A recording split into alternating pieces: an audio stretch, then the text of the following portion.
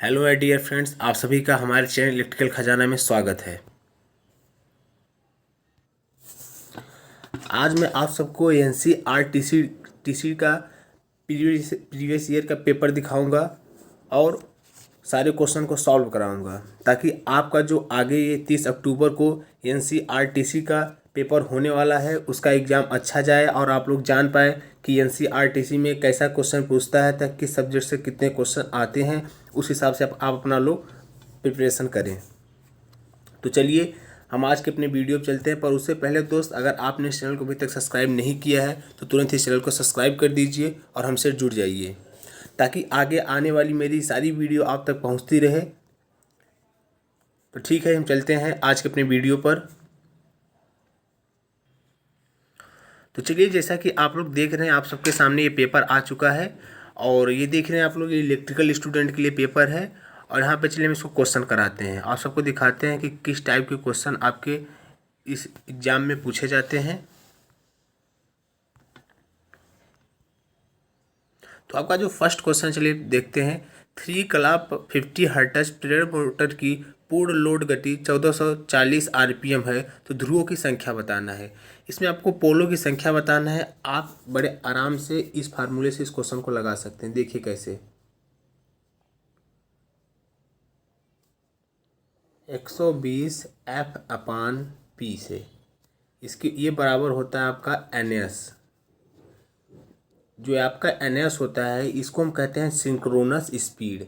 तो आपका देखिए, सिंक्रोनस स्पीड की वैल्यू दिया है 1440 आरपीएम, 120 फ्रीक्वेंसी का यूनिट है 50 हर्ट्ज, और आपकी पोलों की संख्या ज्ञात करना है। तो आप बड़े आराम से बस इसको आप सॉल्व कर लीजिए, इस कैलकुलेशन को, आपका आंसर आ जाएगा 4। ठीक,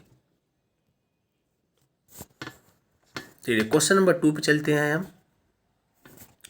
तो क्वेश्चन नंबर 2 है आपका, in which topology are multiple nodes connected to a centre components.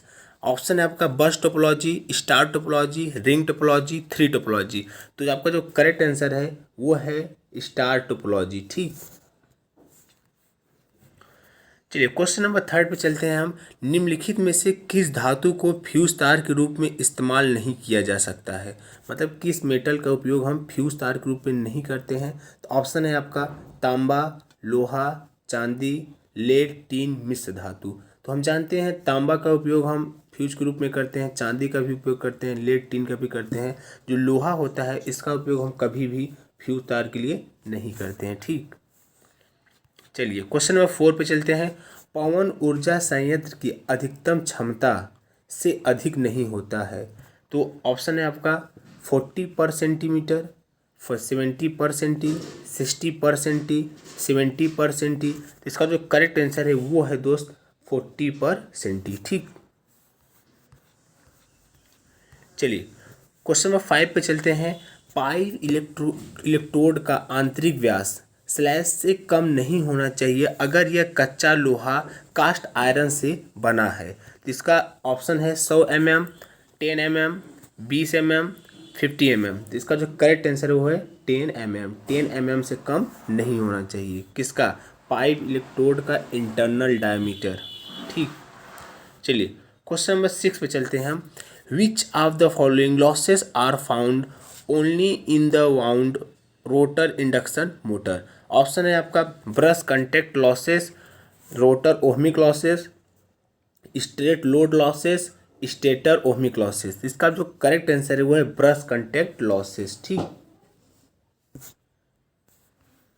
चलिए क्वेश्चन नंबर 7 पे चलते हैं हम। विद्युत प्रणाली की विश्वसनीयता सूचकांक को निम्नलिखित में से किस रूप में व्यक्त किया जाता है। ऑप्शन है आपका कुल घंटे माइनस व्यवधान घंटे अपान कुल घंटे प्रतिवर्ष, बी है कुल घंटे अपान व्यवधान घंटे प्रतिवर्ष, सी है व्यवधान घंटे अपान कुल घंटे प्रतिवर्ष, डी है आपके कुल घंटे प्लस व्यवधान घंटे अपान कुल घंटे प्रतिवर्ष। तो इसका जो करेक्ट आंसर है वो है कुल घंटे माइनस व्यवधान घंटे बाई कुल घंटे प्रति वर्ष। ठीक, चलिए क्वेश्चन नंबर 8 पर चलते हैं हम। For which of the following instruction of 9 bits involve in the rotation. तो इसका ऑप्शन है RRA, RLA, RRCA, SWAPA। इसका जो करेक्ट आंसर हुआ ऑप्शन नंबर थर्ड RRCA। ठीक, चलिए मेमोरी चिप 9 रोम है, केवल रोम, केवल रैम, ई प्रोम और रोम रैम का मिश्रण, केवल पी रोम। तो इसका जो करेक्ट आंसर है ई प्रोम और रैम का मिश्रण होता है आपका मेमोरी चिप नैव रोम। ठीक, चलिए क्वेश्चन नंबर 10 पर हम चलते हैं। टर्बो अल्टरनेटर किस गति वाले अल्टरनेटर्स को कहा जाता है? तो ऑप्शन है आपके 125 से 500 आरपीएम, बी है आपके 1500 से 300 आरपीएम, सी है 800 से 1200 आरपीएम, डी है 500 से 800 आरपीएम। जो इसका करेक्ट आंसर है वो है 1500 से 3000 आरपीएम वाले जनरेटर को हम क्या कहते हैं? टर्बो अल्टरनेटर्स कहते हैं। ठीक, चलिए क्वेश्चन नंबर 11 पे चलते हैं हम। Which of the following statement is not correct for a squirrel cage induction motor? कह रहा है कि स्क्वायरल केज इंडक्शन मोटर के लिए कौन सा स्टेटमेंट गलत है? ये आजकल देखिए दोस्त, ये ऐसा क्वेश्चन बहुत पूछ रहा है जिसमें डायरेक्ट ऐसे नहीं पूछता है कि इसका ये आंसर बताए। इसमें पूछता है कि क्या एडवांटेज है, क्या नहीं है, क्या सही है, क्या गलत है। मतलब कि जिसमें आपको चारों ऑप्शन पढ़ना पड़े ताकि आपका ज़्यादा समय व्यर्थ हो एग्जाम में। तो इस चीज़ को आप लोग ध्यान दीजिएगा और ऐसे क्वेश्चन की प्रैक्टिस कीजिए जो इस टाइप के हों ताकि आपके एग्जाम में आसानी से कम समय में सारे क्वेश्चन हो जाएं। ठीक, तो इसमें ऑप्शन दिया है it is highly reliable, B दिया है it has variable rotor resistance, C दिया है इट इज मेंटेनेंस फ्री और डी दिया है इट हैज़ सिंपलेस्ट कंस्ट्रक्शन। तो इसका जो करेक्ट आंसर हुआ है it has variable rotor resistance. ठीक, चलिए क्वेश्चन नंबर 12 चलते हैं। In a long or medium transmission line the phenomena causing receiving end end voltage greater than sending end voltage under no load condition is called. ये दोस्त इसको हम कौन सा इफेक्ट बोलते हैं? तो आपका ऑप्शन है skin effect, corona effect, loading effect, Ferranti effect. तो इसका जो करेक्ट आंसर वो है फेरांटी इफेक्ट। फेरांटी इफेक्ट क्या होता है कि जो इसका रिसीविंग इन वोल्टेज का वैल्यू होता है वो सेंडिंग इन वोल्टेज के वैल्यू से ज़्यादा हो जाता है। और ये किस में होता है? लॉन्ग ट्रांसमिशन लाइन में होता है और प्लस नो लोड के कंडीशन में होता है। ठीक, तो पूरा स्टेटमेंट लिखा है, बस आपको इफेक्ट बताना था। तो आपका जो इफेक्ट होगा वो होगा फेरांटी इफेक्ट। चलिए क्वेश्चन नंबर 30 चलते हैं। The irregularity factor for polished wire is. Option है आपका 0.83 टू 0.87, बी है आपका 0.93 टू 0.98, सी है आपका 0.80 टू 0.85 और डी है आपका 1। तो इरेगुलरिटी जो फैक्टर होता है पॉलिश्ड वायर का जो होता है वो होता है 1। क्वेश्चन बहुत ही इंपॉर्टेंट है, इसको आप लोग ध्यान दीजिएगा, हमेशा अक्सर एग्जामों में पूछा जाता है। ठीक, चलिए क्वेश्चन नंबर 14 है न्यूमेरिकल बेस्ड। एक 1 मिली एम्पियर 50 ओम डी आर्सोनवल मूवमेंट को 10 वोल्ट पूर्ण स्केल वोल्ट मीटर के रूप में उपयोग करने के एक प्रतिरोध का मान ज्ञात करें जिसे सीरीज में जोड़ना चाहिए। तो इसका जो करेक्ट आंसर आएगा वो 9950 ओम आएगा। ये थोड़ा क्वेश्चन लगाना पड़ेगा, इसमें टाइम व्यर्थ होगा, तो हम बस क्वेश्चन दिखा देते हैं और नेक्स्ट क्वेश्चन पे चलते हैं। अगर आप लोग को क्वेश्चन सॉल्व चाहिए तो कमेंट करिएगा, हम क्वेश्चन के लिए एक अलग से वीडियो बना देंगे। ठीक, हमारा मेन मोटिव अभी है कि बस आप सबको क्वेश्चन ज़्यादा से ज़्यादा दिखाना, खासकर 1 लाइनर क्वेश्चन दिखाना, ताकि आप लोग समझ सके कि एग्जाम में किस प्रकार के क्वेश्चन पूछे जाते हैं तथा आपको किस प्रकार तैयारी करनी है। ठीक, चलिए विद्युत आरेखन के संबंध में निम्नलिखित प्रतीक सिंबल किसके हैं? तो आपको प्रतीक सिंबल देखना है, आपको बताना है कि ये सिंबल किसके हैं। हो क्या रहा है दोस्त कि आजकल जो एग्जामों में ईडीडी के क्वेश्चन बहुत सारे आ रहे हैं, मतलब ईडी से क्वेश्चन बहुत सारे आ रहे हैं। तो आप ईडी मतलब बुक को, अपना डिप्लोमा जो भी बुक हो उसको रिवाइव कर लीजिए और सारे सिंबल तो जरूर एकदम रट लीजिए, क्योंकि सिंबल से हर एग्जाम में 2-3 क्वेश्चन तो आ ही जाते हैं। ठीक, तो इस ऑप्शन है आपका सर्किट ब्रेकर, बी है बजर, सी है फ्यूज, डी है पुश बटन। तो आपका जो करेक्ट आंसर है वो है बजर। ठीक, चलिए क्वेश्चन नंबर 16 चलते हैं। Which of the following type of tariff is 3 part tariff? Option है आपका फ्लैट रेट टैरिफ, बी है हॉकिंसन डिमांड रेट टैरिफ, सी है डोहेटरी रेट, डी है स्टेप मीटर रेट। तो इसका जो करेक्ट आंसर वो है डोहेटरी रेट। चलिए क्वेश्चन नंबर 70 चलते हैं। मैग्नेटो हाइड्रोडायनेमिक MHD जनरेटर के संचालन का सिद्धांत क्या है? ऑप्शन है आपका फ्लेमिंग का नियम, बी है किरचॉफ का नियम, सी है फैराडे का नियम, डी है प्लैंक्स नियतांक। तो इसका जो करेक्ट आंसर है वो है फैराडे का नियम। ये मतलब ये हिंदी में कर दिया है, वो एक्चुअली वो बस ये है कि जो आपका ईएमएफ का जो सिद्धांत है वो किसने दिया है, यही पूछ रहा है। जनरेटर में ईएमएफ का सिद्धांत किसने दिया है? तो वो दिए थे फैराडे ने। ठीक, चलिए क्वेश्चन नंबर 18 चलते हैं हम। Which of the following instrument use for maintenance can measure voltage, current, continuity and resistance. तो कह रहा है कि वो कौन सा इंस्ट्रूमेंट है जो आपका मतलब मेजर करता है वोल्टेज को, करंट को, रेजिस्टेंस को, मतलब सभी को। तो ऑप्शन है आपके multimeter, megger, function generator, CRO. तो आपका जो मल्टीमीटर होता है वो तीनों को मेजर करता है। ठीक, चलिए क्वेश्चन नंबर 90 चलते हैं। एक क्रिस्टल डायोड जिसमें 20 ओम का आंतरिक प्रतिरोध है का उपयोग अर्धतरंगी दिष्टकारी के लिए किया जाता है। यदि वोल्टेज आपूर्ति 50 साइन ओमेगा टी है और भार लोड 800 ओम है तो भार लोड धारा का आरएमएस मान ज्ञात कीजिए। ठीक, तो ये कुछ नहीं करना है, बहुत ही आसान क्वेश्चन है। बस आप लोग करिए क्या कि ये जो वोल्टेज दिया है इसका वीआरएमएस निकालिए।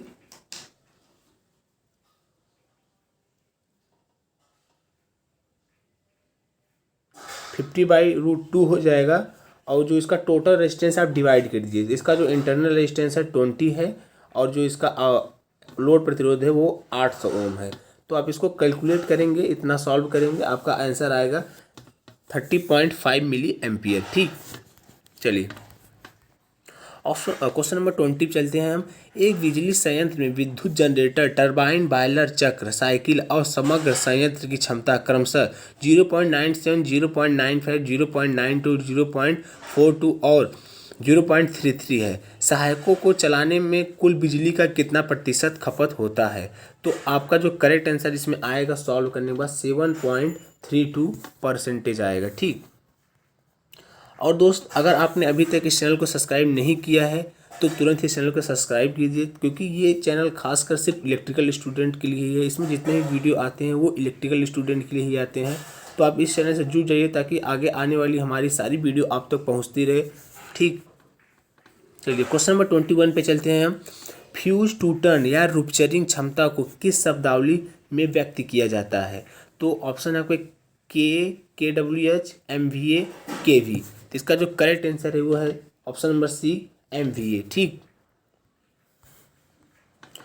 चलिए क्वेश्चन नंबर 22 पे चलते हैं। 3 इनपुट गेट का आउटपुट अधिक होता है जब, ऑप्शन है कोई इनपुट अधिक नहीं होता है, कोई एक इनपुट अधिक होता है, तीनों इनपुट अधिक होते हैं, कोई 2 इनपुट अधिक होता है। तो एंड गेट का जो अगर मान लीजिए 3 इनपुट है आपके पास, समझ लीजिए A है, B है और C है, तो आपको इस कंडीशन में अब आउटपुट का जो एंड गेट का आउटपुट का वो एक्सप्रेशन होता है, क्या होता है, A.B.C। तो कह रहा है कि अगर 3 है और किस कंडीशन में आउटपुट आपका अधिक होगा, तो आप जब A.B.C तीनों को मान 1 1 1 होगा तभी आपका आउटपुट 1 आएगा। तो इसका मतलब जब तीनों अधिक होंगे तभी आपका आउटपुट जो होगा वो अधिक आएगा। ठीक, तो इस हिसाब से ऑप्शन नंबर 3 C, जो तीनों इनपुट अधिक हैं वो सही है। ठीक, चलिए क्वेश्चन नंबर 23 चलते हैं। इसमें क्वेश्चन है नहीं तो चलिए इसको हम ड्रॉप करते हैं। अब चलते हैं क्वेश्चन नंबर 24 पर। विच of the following capacitors has the lowest value of leakage reactance? तो आपके ऑप्शन है paper capacitor, electrolyte capacitor, ceramic capacitor, mica capacitor. इसका जो एग्जैक्ट आंसर है वो है इलेक्ट्रोलाइटिक कैपेसिटर। ठीक, चलिए अब बात करते हैं क्वेश्चन नंबर 25 पर। सामान्य परिस्थितियों में हवा की परावैद्युत सामर्थ्य कितनी होती है? तो आपका जो एयर की परावैद्युत सामर्थ्य बताना है, ये देखिए न्यूमेरिक डाटा बेस्ड क्वेश्चन है। तो इसका जो करेक्ट आंसर वो है 30 kV पर सेमी, 30 kV पर सेमी। ठीक, चलिए क्वेश्चन नंबर 26 पे चलते हैं। एक पावर सब सर्किट में संयुक्त कनेक्ट किए जा सकने वाले निकास की अधिकतम संख्या कितनी होती है? तो ये आप लोग ईडी सब्जेक्ट में पढ़े होंगे कि पावर सर्किट के लिए जो होता है, पावर सर्किट के लिए उसमें हम टू मैक्सिमम 2 पॉइंट होता है आपका, ठीक। अब यही जब आपका लाइट सर्किट होता है, लाइट फैन सर्किट होता है,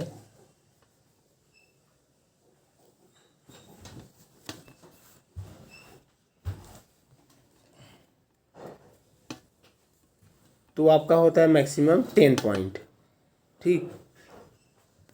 तो यहाँ पे पावर सर्किट पूछा है, तो इसका जो एग्जैक्ट आंसर होगा वो होगा 2, ऑप्शन नंबर ए सही है, ठीक। मतलब और जान लीजिए कि जब पावर सर्किट होता है तो मैक्सिमम जो पॉइंट होते हैं वो 2 होते हैं, और जब हम वाटेज में बात कर देंगे तो उसका जो मैक्सिमम वाटेज रेटिंग होता है वो 3000 वाट होता है। और जबकि ये पावर लाइट फैन सर्किट का क्या होता है कि इसका जो मैक्सिमम पॉइंट होता है वो 10 होता है, और जब इसके मैक्सिमम वाट की बात कर देंगे पावर की तो 800 वाट होता है, ठीक। चलिए क्वेश्चन नंबर 27 चलते हैं हम। If a red green multi colour LED is switched fast enough between two polarity it will produce colour. तो ये कौन सा कलर प्रोड्यूस करेगा? ऑप्शन आपके ग्रीन, ऑरेंज, रेड, येलो। ये प्रोड्यूस करेगा येलो कलर, ठीक।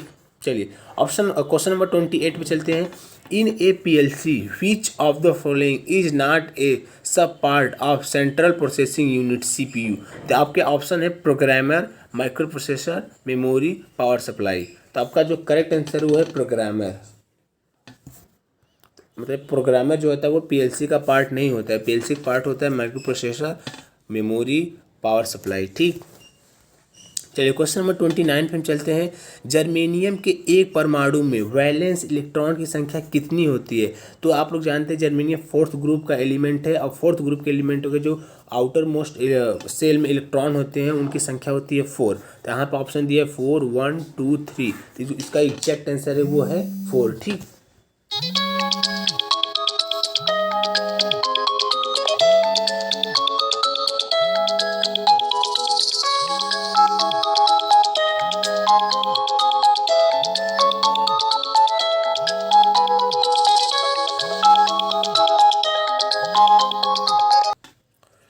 तो दोस्त क्षमा चाहते हैं, बीच में किसी का कॉल आ गया था जिसकी वजह से थोड़ी आप सबको प्रॉब्लम हुई होगी। तो ठीक है, हम चलते हैं अपने नेक्स्ट क्वेश्चन पे। क्वेश्चन नंबर 30 पे चलते हैं। तो क्वेश्चन नंबर 30 है आपका, in case of two port network which parameter are called transmission parameter. तो जो ट्रांसमिशन पैरामीटर होता है वो क्या होता है? आपका ऑप्शन है ABCD parameter, Y parameter, Z parameter, H parameter. तो आपका एग्जैक्ट आंसर है वो है ABCD पैरामीटर। ट्रांसमिशन लाइन में हम लोग जानते हैं कि ABCD पैरामीटर का यूज हम करते हैं, ठीक। चलिए question number 31, which of the following is not a fossil fuel. तो आपका ऑप्शन है coal, oil, wood, natural gas. तो आपका जो वुड होता है वो फ्यूजियल फ्यूज नहीं होता है, ठीक। बाकी ये तीनों फ्यूजियल फ्यूज है। चलिए क्वेश्चन नंबर 32 बताना है आपको, एक टॉर बराबर क्या होता है? ऑप्शन है Hg का 1 इंच, बी है 133 पास्कल, सी है 1 बार, और डी है 14.6 PSI। इसका जो एग्जैक्ट आंसर वो है 133 PA, ठीक। चलिए हम क्वेश्चन नंबर 33 चलते हैं। 2 HP एकल कला सिंगल फेज AC 240 वोल्ट 70% दक्षता पर और शक्ति गुणांक 0.8 की मोटर के लिए निविष्ट धारा इनपुट धारा क्या होगी? तो ये क्वेश्चन आप लोग सॉल्व करेंगे, आपका एग्जैक्ट आंसर आएगा 10.95 एम्पियर, ठीक। चलिए क्वेश्चन नंबर 34 पे चलते हैं। ल्यूमेन की इकाई क्या होती है? ये दोस्त देखिए यूटिलाइजेशन के क्वेश्चन है, जो आपके 1 लाइनर क्वेश्चन है। तो ल्यूमेन की इकाई क्या होती है? सॉरी, ल्यूमेन किसकी इकाई होती है? सॉरी, ल्यूमेन जो होती है आपकी ज्योति फ्लक्स की इकाई होती है, ठीक। ज्योति फ्लक्स की ल्यूमेन इंटेंसिटी की इकाई ल्यूमेन होती है, ठीक। चलिए क्वेश्चन नंबर 35 पे हम चलते हैं। In a hexadecimal system the radix is. तो आपका पूछ रहा है, ये डिजिटल का क्वेश्चन है कि हेक्साडेसिमल का जो रेडिक्स होता है वो कितना होता है? ऑप्शन है आपके 15, 1, 8, 16। तो आपका जो करेक्ट आंसर है वो 16 होता है। हेक्साडेसिमल का जो रेडिक्स होता है वो 16 होता है, ठीक। चलिए हम चलते हैं क्वेश्चन नंबर 36 पर। मानक दिशा निर्देशों के अनुसार किसी इमारत के लोड मूल्यांकन में 5 एम्पियर लाइट सॉकेट क्या दर्शाता है? तो आपका ऑप्शन है 100 वाट, बी है 500 वाट, सी है 1000 वाट, डी है आपका 60 वाट। तो जो इसका एग्जैक्ट आंसर है वो है 1000 वाट। ठीक, चलिए क्वेश्चन नंबर 37 पे चलते हैं हम। ट्रांजिस्टर लॉजिक TTL का फैन आउट कितना होता है? तो ऑप्शन है आपके 25, 50, 10, 20। तो इसका जो एग्जैक्ट आंसर होगा वो होगा 10। ठीक, चलिए क्वेश्चन नंबर 38, अधिकतम घड़ी आवृत्ति की गणना करें जिस पर 4 बीट एसिंक्रोनस काउंटर भरोसे से काम कर सकता है। पर प्रत्येक फ्लिप फ्लॉप के प्रसार विलंब को 40 नैनोसेकंड और स्ट्रोब पल्स की चौड़ाई 20 नैनोसेकंड मान लें। तो इसका जो एग्जैक्ट आंसर आएगा 5.56 मेगा हर्ट्ज आएगा। ठीक, चलिए बात करते हैं क्वेश्चन नंबर 39 पर। Multi stack variation reluctance stepper motor are widely use to obtain step size in the range of. तो ऑप्शन है आपका 2 to 15 और बी है आपका 45 to 60, सी है आपका 15 to 30 और डी है आपका 25 to 45। तो एग्जैक्ट आपका जो आंसर है वो है 2 to 15। ठीक, चलिए क्वेश्चन नंबर हमारा 40 क्या है पढ़ते हैं, आपको सुनाते हैं। तो क्वेश्चन नंबर 40 है आपका, एक चूड़ित कोयला पोलराइज्ड कोल बॉयलर लगभग फ्लाइस एल और निचला एस उत्पन्न करता है। तो कितना उत्पन्न करता है? वो 80% और 20% होता है। ठीक,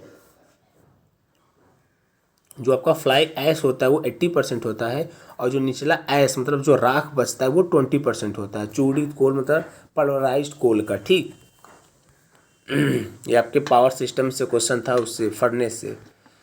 चलिए तो क्वेश्चन नंबर 41 है आपका, बड़े पावर स्टेशनों के लिए भू संपर्कन प्रतिरोध का अधिकतम स्वीकृत मान क्या है? इसमें ऑप्शन ही गायब है। तो आप लोग ये जानिए कि जो आपका भू संपर्कन का प्रतिरोध होता है वो मतलब अगर आप लोग आइडियल बात करेंगे तो आप लोग समझ लीजिए 0 होगा। मतलब जितना हम कम बना सकें भू संपर्कन प्रतिरोध को उतना कम बनाते हैं। ठीक, तो ऑप्शन है नहीं तो इसका कुछ बता नहीं पाएंगे। चलिए क्वेश्चन नंबर 42 पे चलते हैं। अपकेंद्री पंपों के मामले में शुरुआती बला घूर्ण पूर्ण लोड बला घूर्ण का कितना होता है? स्टार्टिंग मतलब टॉर्क कह रहा है, फुल लोड टॉर्क कितना होता है? तो ये होता है 10%। ठीक, चलिए क्वेश्चन नंबर 43 पे चलते हैं हम। 8051 माइक्रो कंट्रोलर में गणित के फ्लैग होते हैं। तो 8051 माइक्रो कंट्रोलर में जो फ्लैग होते हैं वो 4 होते हैं। ठीक, जबकि इसमें 8085 में कितना होता है? 8085 में इसमें 5 फ्लैग होते हैं। ठीक, और 8086 में कितना होता है? उसमें 10 फ्लैग होते हैं। तो ये सब माइक्रो प्रोसेसर के क्वेश्चन है, आप लोग याद कीजिएगा बढ़िया से। चलिए क्वेश्चन 44 पे चलते हैं हम। हाइब्रिड स्टेपर मोटर में 40 स्टेटर दांत और 50 रोटर दांत होते हैं। तो स्टेप कोड की गणना करना है। तो ये फार्मूले बेस पे क्वेश्चन है, आप लोग सॉल्व करिएगा, आपका 1.8 डिग्री आ जाएगा। ठीक, चलिए क्वेश्चन नंबर 45, एक एकल स्टेज 8 कला बहुध्रुवी मल्टीपोल स्टेपर मोटर में से 6 रोटर दांत होते हैं। सभी कला एक बस बार से उत्तेजित होते हैं। पद आकार ज्ञात कीजिए। पूरा हिंदी में कर दिए हैं दोस्त, इसलिए थोड़ा कम समझ में आ रहा है। तो इसका जो एग्जैक्ट आंसर है वो आपका आएगा 15 डिग्री। ठीक, ये आपका इस वाले फार्मूले से लगेगा। देखिए छोड़िए दोस्त, थोड़ा कन्फ्यूजन है, बाद में हम इसको देखेंगे। क्वेश्चन नंबर 46 पे चलते हैं आपका। विच of the following is an iron core? तो ऑप्शन है आपका ग्रेप्सन, गैलोन, क्रायोलिन, क्रायोलाइट, सिनिबार। तो इसका जो एग्जैक्ट आंसर वो है गैप्सम। चलिए क्वेश्चन 47 चलते हैं। The present of carbon as an impurity in ferromagnetic material decreases. तो ऑप्शन है आपका कोरोसिव फोर्स, बी है रेजिस्टिव फोर्स, सी है परमिबिलिटी और डी है आपका रिटेंटिविटी। तो इसका जो एग्जैक्ट आंसर होगा वो होगा परमिविटी। ठीक, चलिए क्वेश्चन नंबर 48 पर, जल वैद्युत ऊर्जा से क्या तात्पर्य है? सौर ऊर्जा, नाभिकीय ऊर्जा, जल ऊर्जा, पवन ऊर्जा। तो जल वैद्युत ऊर्जा जो तात्पर्य होता है वो जल ऊर्जा से होता है। ठीक, इसका एग्जैक्ट आंसर है जल ऊर्जा। 49 गायब है। चलिए 50 चलते हैं। विद्युत धारा प्रवाह के आकलन में 5 एम्पियर 3 PI सॉकेट आउटलेट के लिए अनुशासित रेटिंग कितनी होती है? तो इसके लिए अनुशासित रेटिंग जो होती है आपका 100 वाट होते हैं। ठीक, तो दोस्त आपके 50 क्वेश्चन पूरे हो गए हैं। अगर आपने अभी तक इस चैनल को सब्सक्राइब नहीं किया तो तुरंत इस चैनल को सब्सक्राइब कर दीजिए और हमसे जुड़ जाइए ताकि आगे आने वाली हमारी सारी वीडियो आप तक पहुँचती रहे। ठीक, चलते हैं इसी सीक्वेंस हम क्वेश्चन को आगे बढ़ाते हैं। क्वेश्चन नंबर 51 है आपका, निम्नलिखित में से कौन सा दबाव मापन की इकाई नहीं है? तो ऑप्शन है आपका PSI, बी है HG का mm, सी है बार और डी है आपका न्यूटन पर मीटर। तो इसका जो एग्जैक्ट आंसर है वो है न्यूटन पर मीटर। ये दाब की इकाई नहीं है। बाकी जो आप बार, HG पर mm और PSI ये तीनों आपके जो है दाब के मात्रक हैं। ठीक, चलिए क्वेश्चन नंबर 52 पे चलते हैं। A 4 pole wave wound armature has 720 conductor and is rotated at 1000 RPM if the useful flux is 20 milli weber. Calculate the generated voltage. तो कुछ नहीं करना है आपको, बस इस वाले फार्मूले से इसको सॉल्व कर दी। EV बराबर 5ZNP/60A। इसमें रखिए आपके एग्जैक्ट आंसर आ जाएंगे। वो आपका आएगा 480 वोल्ट। ठीक, चलिए क्वेश्चन नंबर 53 चलते हैं। Which of the following is not a characteristic of a unexcited single phase synchronous motor? तो आपके ऑप्शन है operates from a single phase AC supply, B है required DC excitation for the rotor, C है self starting और D है आपके runs at constant speed. तो जो इसका करेक्ट आंसर होगा वो है required DC excitation for the rotor. ठीक, चलिए क्वेश्चन नंबर 54 पे चलते हैं।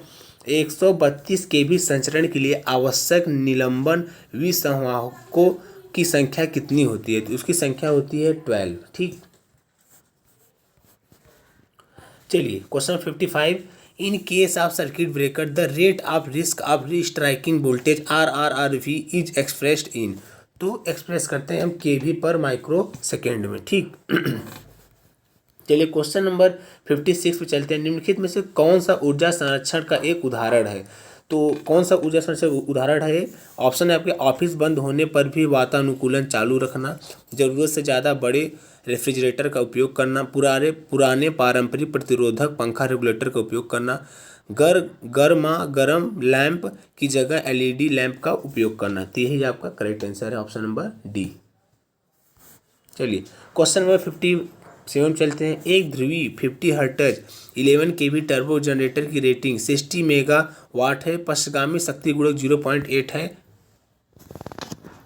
MVA में मशीन की रेटिंग ज्ञात करना है। इसका जो एग्जैक्ट आंसर आएगा वो 75 MVA आएगा। ठीक,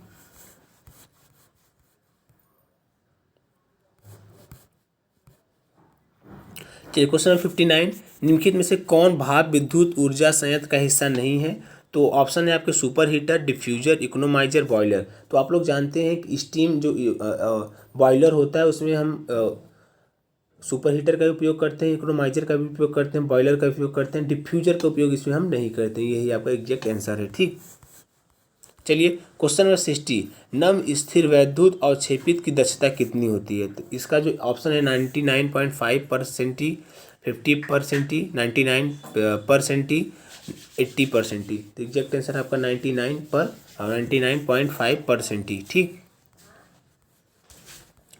तो आगे आपके बहुत सारे क्वेश्चन दिए हैं, लगभग नियर अबाउट 150 क्वेश्चन दिए हैं। तो अभी हमने आपको 60 क्वेश्चन करा दिया है और आप लोग अगर चाहते हैं कि सारे हम 150 क्वेश्चन कराएं तो आप लोग कमेंट करिएगा, उसके लिए हम अलग से एक वीडियो बना देंगे। तो ठीक है, अभी के लिए दोस्तों बस इतना ही। अगर आपको थोड़ा सा हमारे वीडियो अच्छा लगा हो और आप हमें सपोर्ट थोड़ा करना चाहते हो तो हमारे चैनल को लाइक कीजिए, सब्सक्राइब कीजिए तथा अपने दोस्तों में शेयर कीजिए और हमसे जुड़ जाइए ताकि आगे आने वाली हमारी सारी वीडियो आप तक पहुँचती रहे। तो ठीक है दोस्त, वीडियो पूरा देखने के लिए बहुत बहुत धन्यवाद।